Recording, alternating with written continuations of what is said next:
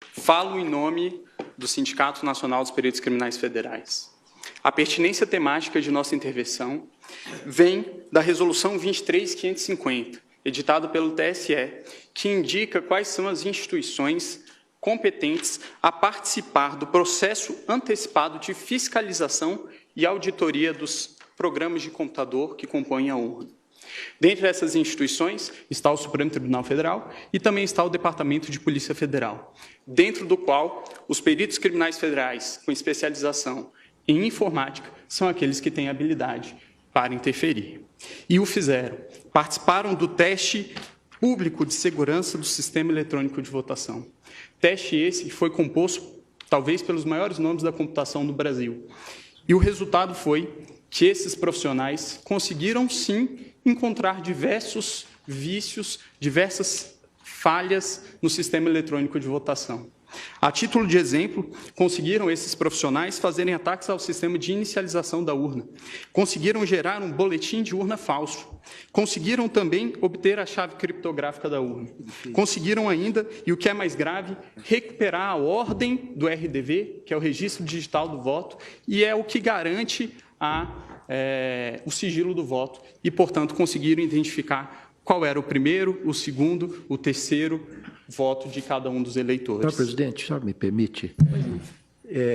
Eminente advogado, eu queria perguntar a Vossa Excelência se esse é um teste oficial, foi divulgado, sim, quando foi feito, como foi feito, sob os auspícios do TSE. O TSE já fez. Porque queria dizer a Vossa Excelência que, quando fui presidente do TSE, isso não significa absolutamente nenhuma antecipação de voto, opinião, nós fizemos uma auditoria pública por meio de edital, com personalidades que testaram a rigidez das urnas e que foram recrutadas, ou se habilitaram, melhor dizendo, a esse teste, pessoas oriundas da academia, das Forças Armadas, particulares, e naquela ocasião, depois de uma semana de testes intensivos, nenhuma falha nas urnas foi encontrada. Então, eu queria apenas que Vossa Excelência, se pudesse, esclarecesse que tipo de teste é esse que foi feito e quando foi feito, sob os auspícios de quem, a pedido de quem e como é que isto foi divulgado. Os testes foram feitos... a participação, se possível, agregando a Vossa Excelência, do próprio Tribunal Superior Eleitoral, que faz esses chamamentos públicos diuturnamente. Os testes... Porque essa, senhor presidente, é uma imputação muito séria. Da maior gravidade. Da maior gravidade. Séria, e precisa verificar a verossimilhança disso.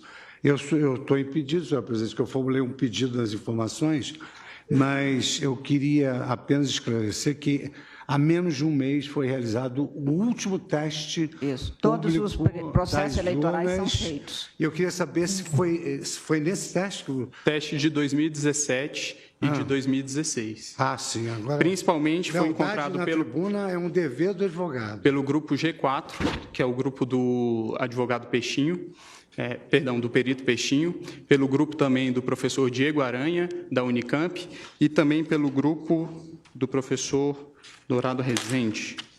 Ok? Se o relatório do TSE... Para deixar isso claro, o TSE, com licença do advogado, o TSE, a rigor, sempre fez esses testes. Todos os chamamentos são feitos. E isso está, inclusive, nos atos normativos que balizam toda essa questão.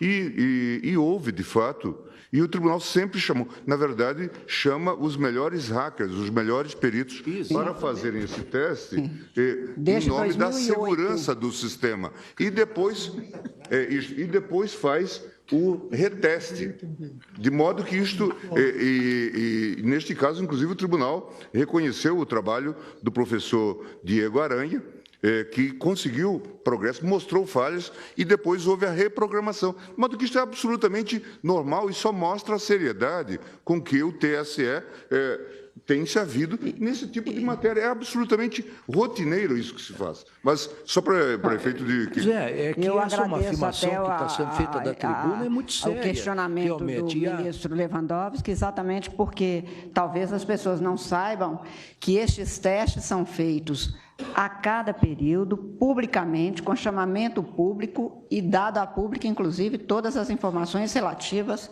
mas Vossa Excelência continue e eu darei o interregno do questionamento. Obrigado, e apenas em resposta ao questionamento, o relatório a que me refiro é o relatório mencionado pelo ministro Gilmar Mendes e que está disponível no site do TSE.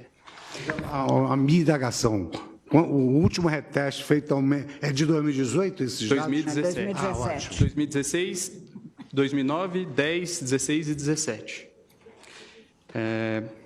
Mas, a despeito de tudo isso, os peritos criminais não estão aqui para um retrocesso. Os peritos criminais reconhecem, com certeza, os grandes avanços que foram conquistados pela urna eletrônica. E é bom que fique bastante claro que a impressão do registro de voto não é um adeus ao voto eletrônico. O voto eletrônico permanece sendo um voto eletrônico, apenas com mais um mecanismo de auditoria. E aí é importante trazer quais são os 3 principais pontos que são indicados como as auditorias possíveis e viáveis em uma situação como essa. Indica os técnicos responsáveis pela elaboração do sistema que o RDV seria o registro digital do voto, seria um mecanismo para se apurar, se embaralhar os votos e se apurar a quantidade de votos. É bem verdade, mas esse sistema, o RDV, apenas permite apurar se foi adicionado ou excluído algum voto, e não se o voto foi registrado devidamente como o eleitor confirmou no momento que apertou o botão. O boletim de urna, do mesmo modo, ele permite sim uma auditoria, mas ele permite a auditoria da conferência conquistada escrito no boletim de urna com os resultados que foram apresentados no site do Tribunal Superior Eleitoral. Mas ele não permite, novamente, se verificar se o voto foi registrado de maneira adequada. E, por fim, a votação paralela, que resolveria essa situação que apresento, que seria o ato de se pegar algumas urnas no dia da eleição e fazer a simulação de uma votação para se verificar se a urna registrou adequadamente os votos.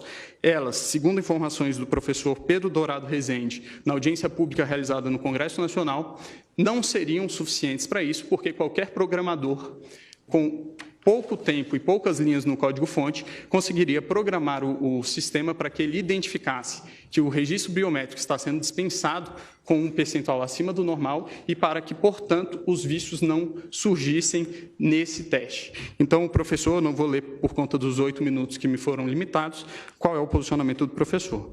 E indica ainda o professor Diego Aranha, que existe ainda a possibilidade de fraude interna. Obviamente, os peritos criminais não estão aqui a dizer que existe algum tipo de fraudador dentro do TSE, nunca diremos isso e acreditamos que todos que estão lá são corretos. Mas o que está a se dizer aqui é que a democracia de um país não pode estar sujeita ao controle de alguns poucos técnicos que têm acesso ao código-fonte e também às chaves criptográficas. É necessário haver um controle do controlador. Garantir a auditoria ao próprio sistema eletrônico que se pretende ver se está sendo fraudado ou não, é garantir ao fraudador fraudar a própria auditoria. Então, a impressão do voto, ele permitirá que, em eventual situação de dúvida a respeito da rigidez do processo de escrutínio, possa haver efetivamente uma auditoria. E em relação a algumas das preocupações que foram trazidas pela Procuradora-Geral, várias delas já foram respondidas por uma resolução que veio a ser editada posteriormente pelo TSE, que é a Resolução 23.521, que dispõe, inclusive, como funcionaria no caso de a urna dar um problema, a impressora travar. Dispõe a resolução que existirá também uma impressora de contingência, haverá um lacramento sem contato humano para que essa impressora possa ser substituída. Também em relação ao argumento de que deficientes visuais não teriam como verificar o voto impresso, foi editado também em 2017 a Resolução 23.554 pelo TSE, que dispõe que o deficiente visual poderá ser acompanhado de uma pessoa de sua confiança.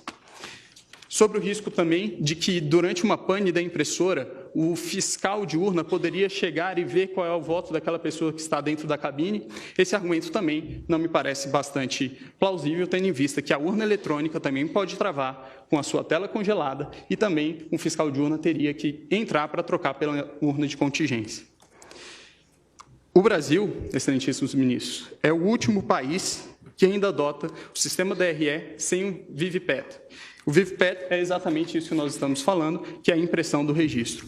Países que em algum momento já adotaram o sistema que hoje adotamos, já o abandonaram. A título de exemplo, Alemanha, Bélgica, Holanda, Irlanda, Inglaterra, Rússia, Índia, Estados Unidos, Canadá e México. Por fim, excelências, utilizaria aqui mais uma vez a fala do professor Diego Aranha, que o ministro Gilmar mencionou, quando se trata dos argumentos de preço de viabilidade temporal.